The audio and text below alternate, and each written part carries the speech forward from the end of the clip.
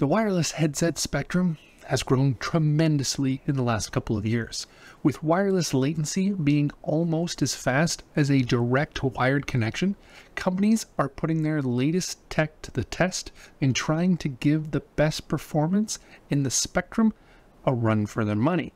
In my eyes, the best is still the SteelSeries Nova Arctic Pro. Yes, they are one of the most expensive wireless headsets on the market, but you cannot disagree that they are the leader in this section. But can Corsair give them a run for their money? Let's find out.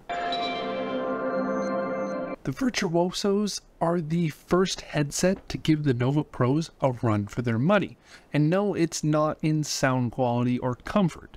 Both of these headsets can accept 3 different sources of audio at once. And this is a major reason why I bought my A50s, my Nova Pros, and now the Virtuosos.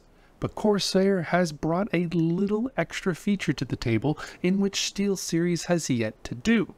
But I will touch on that a little later in the video. First off, the headset's padding around the ear cups, it is memory foam, but I do believe a little more padding could have been added, as a little bit of extra comfort would be a nice touch. But without any angular change in the ear cups, you may find discomfort with the walls of the headset. Almost guaranteed you will feel contact on your ears because of this. And when wearing for a long period of time, fatigue will set in.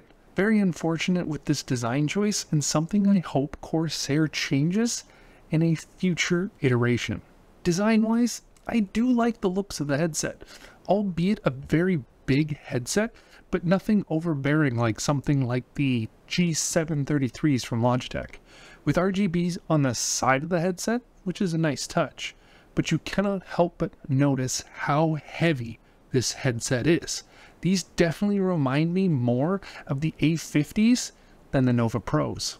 On the bottom of the right ear cup, you will find the power switch. This doubles as a switch for the wireless and wired mode. A fantastic volume rocker with good resistance and feel, a 3.5mm jack for any external audio you want to plug in, and then the Bluetooth controls are also on this side. And on the left side is the USB-C for charging and or wired mode, but it is nowhere long enough to use this for wired mode. Charging only for this cable. USB dongle is good and stays in touch with the design of the headset, which is a nice touch there.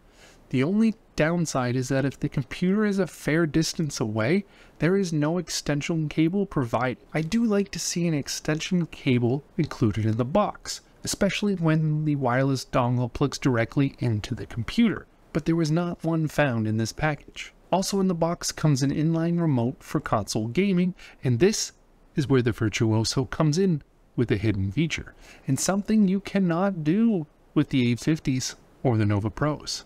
This headset supports multiple audio sources at once.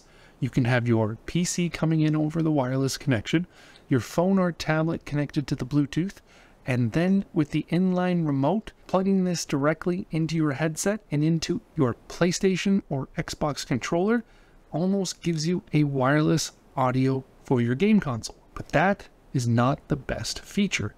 The inline remote has its own dedicated microphone control. So if you are a content creator or streamer, this feature will let you mute your in-game mic and still use the wireless connection for your stream. I know, most streamers are going to be using an external USB or XLR microphone, but if you are just starting out, then this is definitely a good enough mic to start. The microphone on the Virtuoso is fully removable. It plugs in via mini USB on the bottom of the left ear cup. It has a mute button and an LED on the end of the microphone so that you can see in your peripheral vision whether it is muted or not. But for those that don't need it or are using an external mic, this can be fully removed, which is a nice touch.